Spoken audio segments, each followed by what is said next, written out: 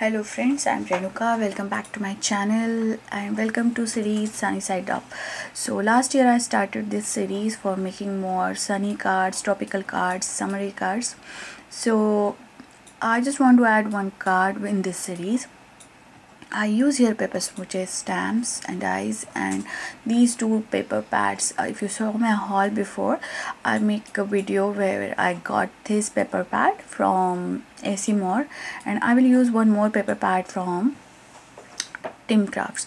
Now here I select the 3 pages from the same design, and then I will cut out them half an inch from one side, and then just scoring them at 4¼ as a standard size card, and then I'm gonna score them vertically with the 3 inches. Now here I'm creating a box. You will see that in the process there is no any referral video for this or referral image for this, because I just sit down and see that how this box gonna work.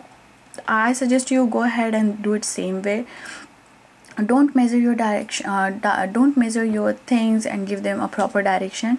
Just do it yourself, so you will get trial and error, and one day you're gonna make it perfectly fine, whatever size you want to make the card.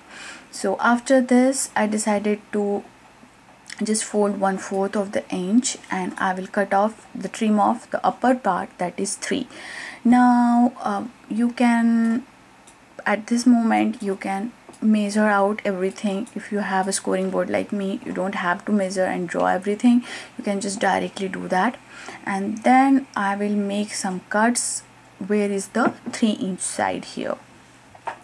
So here the one side is 5½, other side is 3, and then remaining 1. And now I'm just trimming off that thing, so it will help to bound all my box, and in each step I'll show you how that box gonna come out. And I'm using all over pattern paper, so it doesn't make a difference where I put that. But if you are using a white cardstock or pattern paper, like having the direction upside down, I suggest you should mind that. Now this is the pattern paper, really thick and not much thin, so I decided to add that same pattern paper inside of the box and outside of the box. I just decided to keep one side of so I want that in a white. So first of all I will use the one back side as a inside of the card, so you can see what I'm talking. And don't put all 2 flaps together yet, just see that how it gonna work. And when I'm doing this, it's also a trial and error method, but there are in market some pop-up boxes like the lawn form or spellbinders. You can use those also, but this is the very easy way to do the things, and you can add more from your stash, like the borders, or you can color it, and everything gonna look nice. Now I want to create the inside flaps, so here first of all I just fold the leftover pieces from that Scor-Tape. Then I use the pencil mark, just want to see, measure it, that everything gonna nice. So I measure the front of that card, and then I just cut little bit more and then put the glue there. Now here I suggest you go ahead to use this pre-creative tapes or double-sided tape, because it's easy to tear them and just put them. Now I want to line up that, so I make a pencil line inside it, and now I'm gonna put my 3 flaps. Now here I decided to make this 3-step. You can make it 2-step, or if your that side border is big, the side of box is big, then you can make a 4 or 5 also. It's totally depend on you how you want to create. And then I'm gonna put that vertically while seeing that, and each time I will make sure that I will reinforce those folds. Now you can see that we have our pop-up box, and I'm gonna twist that every way so that it gonna look nice, the same way it having get that fold used to. So after that I got this paper smooches stamp, and then I stamped couple of things from there, like a suitcase, the palm trees, the hibiscus flower, the pineapple ring, the coconut ring. All things are very fun in the stamp, and I don't have the matching dies with this, so I fuzzy cut out them. Paper smooches has another stamps and dies which gonna go in the same theme, like a vacation or something else, or you can make the card with anything, like any other dies, whatever stamps you have in your stash. Then I'm just using two colors to color my suitcases handles and their lifts, and this is EB1 and EB5. I will use in between color after that. And most of the times how I pull out my color, first of all I choose my pattern paper, and from that pattern paper I pull out those colors. So now you can see that from the pattern paper I pick this kind of B2 B1 color, that is kind of turquoise or aqua color, and then I'm kind of getting the shadings and all things done. All the other things are pretty simple, the usual routine. Just I want to show you that how I want to add the things. Now the background of that pattern paper from which we create the card having these colors, so I want to match those colors with these paper cutting so that they gonna mingle with each other. I hope that makes sense.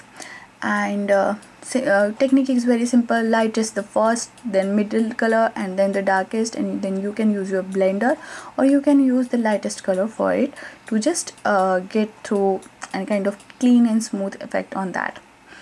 And if you are seeing that it is too kind of intense to do, you can just print this on the pattern paper you like and you can cut out them, or you can use the colored coordination papers for this also. I just go ahead, pull those colors out and keeping my referring pad on my side so I can see that what colors are there, and then I'm just kind of going through. I don't want to add too much colors, the different colors. I just want to pull those colors from the pattern paper and add those. Although in the end you can see that I feel something a little bit that these images are not enough. I want something else, but I don't want to repeat these images more and more so that they lose their identity. I hope that makes sense.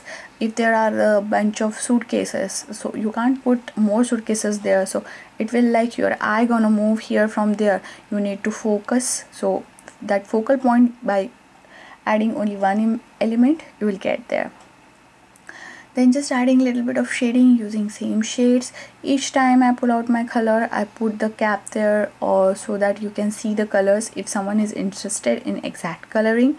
But basically I suggest you don't go with like exact coloring. Just choose your paper and then pull out some paper colors from there. Now you can see that here I think that pink is missing, so I just gonna use that specific pink. Like here I'm using PP5, and after that I will add the more shade like CR8 and CR10 to get more of that shade, and it kind of balancing the design also, because I want a little bit of orange from there, so I choose a little bit of orange flower. And still I am kind of quite a natural with the coconut trees or palm trees and the coconut water drink and the pineapple color. So I hope what I'm talking is makes sense. And this completes this coloring and all, and then I fuzzy cut out each image. I skip that part because I don't have the eyes, but yeah, you can do that. And if you want to just make more card in a bunch or something like that, then you can have the dies as always. So after fuzzy cutting all those, I decided to keep apart them, and this is Paper Smooches frame. I want something to frame my sentiment, so I use that. Then I stick the vellum paper, and then I use these washi tapes. I have a bunch of washi tapes with me, and it's got road trip. It's nicely matching to the theme, that the travel and something else. And then I decided to add more washi tape and more of these sentiments.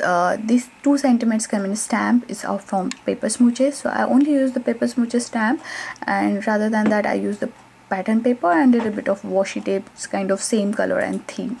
So everything else is pretty simple. I'm just kind of assembling the theme. I like the tiered look of washi tape, so it looks really nice, but sometimes I just cut it when I need the clean one, the clean look.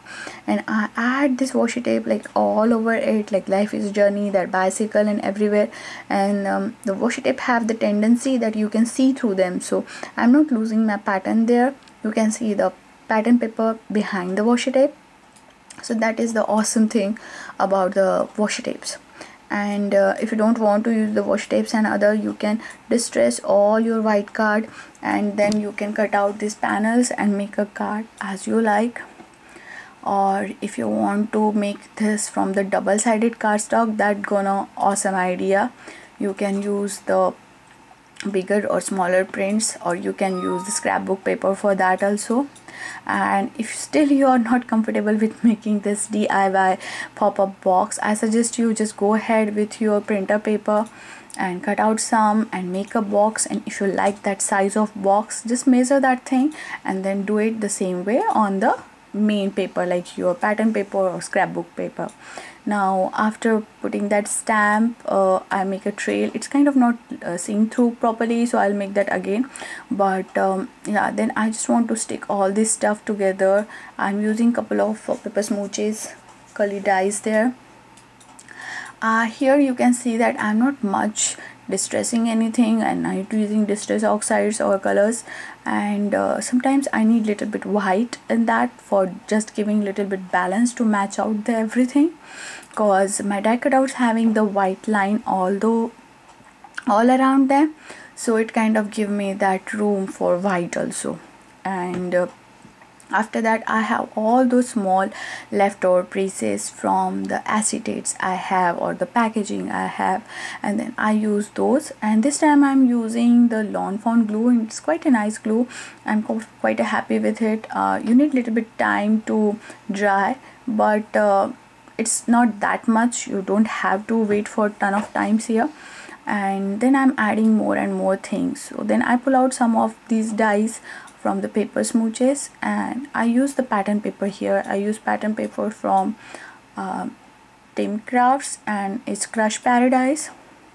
It's awesome. I bought that from Michael's, I think.